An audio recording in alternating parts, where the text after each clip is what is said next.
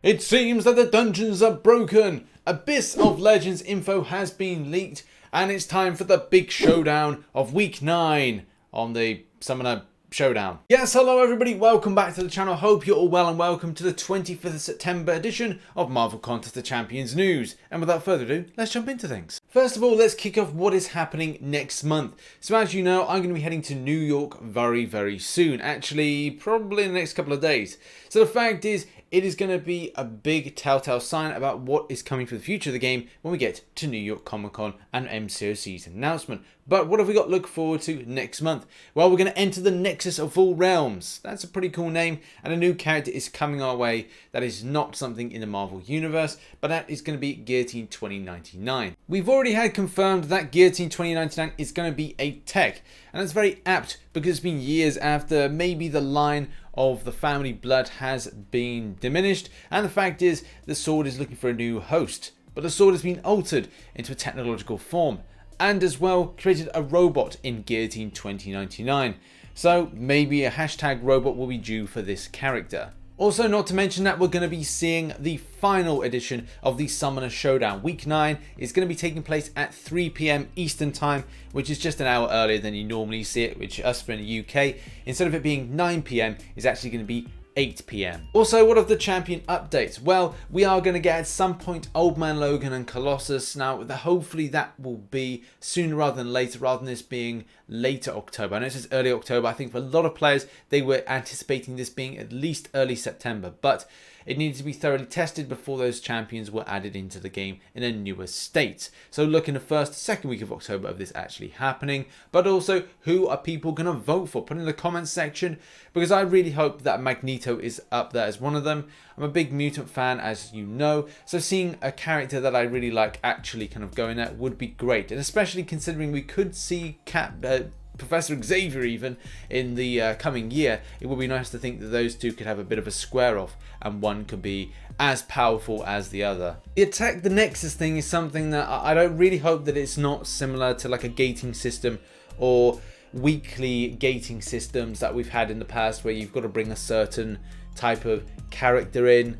And I think that's not really worked out. I'm still waiting on a Mr. Sinister. And because I don't have a Mr. Sinister, it means that I'm stuck at the moment with time after time. Yeah, people that have got a lot of champions like myself still do suffer with this. And that's the kind of sucky thing.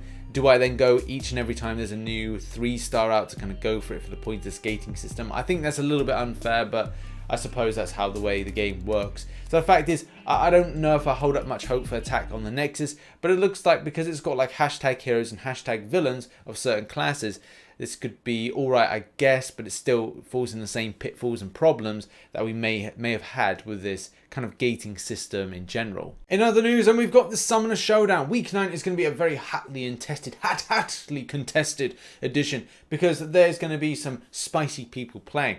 Now, we've got Crafty Grinding. Great dude, amazing stuff for the community. We've also got Andrew the Analyzer, a great dude, and at the same time, body of an Adonis. He works hard for it. So obviously, those gains are in play. And then we've got Legacy. Legacy is already a tournament winner, so it's going to be really hot to think who's actually going to go through. Personally, it is very difficult to kind of like put them apart. I always love an underdog story, and I like the fact you're always rooting for somebody that is not always going to be the outright winner. Because everyone is probably going to go, oh, it's going to be Legacy. But, you know, I've got to fly my flag for Andrew because, you know, he's a good dude. He's had time for me in the past, and I've had time for him. It's been nice to have that interaction. So it would be great to be able to meet him at New York Comic Con because it could be the only time I ever go to one of these things. So I want to make the most of it as possible to meet everybody, but at the same time, you know, just have a bit of a laugh. So far, the total entries are a bit low, and I think this is because the way that Kabam have put this particular forum thread or kind of post or blog together. The fact is, I remember in the past, I know Starfighter mentioned this in last night's stream, that for me, I've always seen it in the recent discussions and it's always been there as like a top one, but for whatever reason, it's in the general discussions, which I kind of feel weird. If I can't find it personally, and I do a lot of stuff with these forum posts, and I do stuff in Marvel Contest Champions news as an unofficial source, The fact is, if I don't find it easily, then players aren't finding it easily. And even though we've got the problem that it's not in game, that is something I think Kabam will probably work on when it comes to doing something like this in the future. Next up, and let's talk featured 5-star. So as you know, this changed very recently, probably in the last couple of days. And the fact is, like, are there any good ones from this? And if you can avoid I'm Patriot, Netflix, Daredevil, you've got Yellow Jacket to a degree, Juggernaut, Red Skull, but I do like Red Skull, Iron Fist, Hella's alright. So 6, 6 to maybe 7. Taskmaster's a very niche champion, I know people cannot like him. If you can avoid 7 of the champions, then you probably actually got more of a split for this being more positive than it actually being negative. And I'm actually thinking that when I'm in New York Comic Con, I'm probably going to open about a couple of these. I don't know. I'm going to have a load of 5-star shards to open. As you know, I've not really done any crystal openings on the channel of any kind of decency, and that is because if you follow the channel and you watch things through to the end, then you'll know that I'm saving this up for New York Comic Con rather than telling me why don't you open any decent crystals. I'm trying. I'm saving them up for a big occasion. In other news, and it was kind of weird because on my Android device that I do occasionally run the game on, it had like an update, and Kabam Mike said 24.2.2 is a minor back-end update for Android devices. It does not contain any new content or anything player-facing. Okay. Our next story focuses on Labyrinth of Legends sequel, Abyss of Legends. So if you're not familiar with Labyrinth of Legends, then you probably are not an endgame player or kind of going towards that. The fact is, it looks like you're really going to have to be an endgame player or someone who's highly skilled in order to get through this difficult content.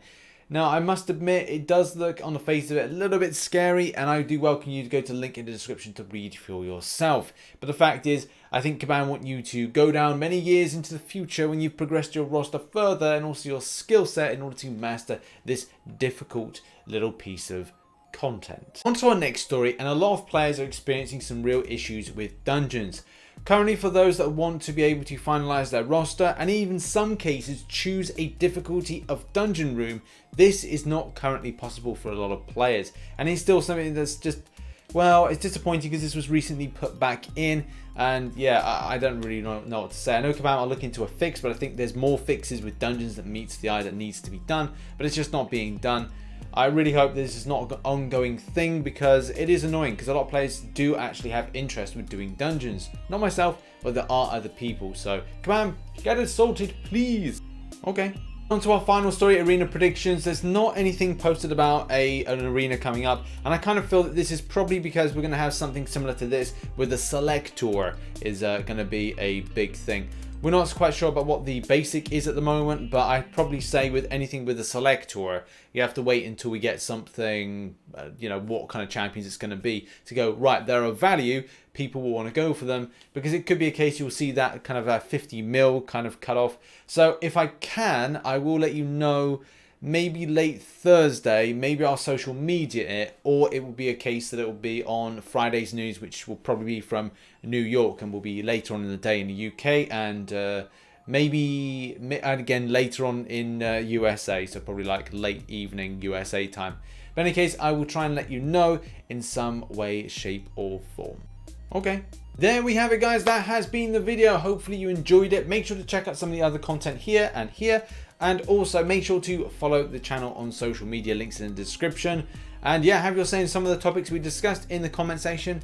And hopefully by the time I do my next Marvel Contest Champions news, I will be in America. So I'll be doing a New York edition. Thanks again for watching, and I'll see you in the next one. Bye bye for now. Okay.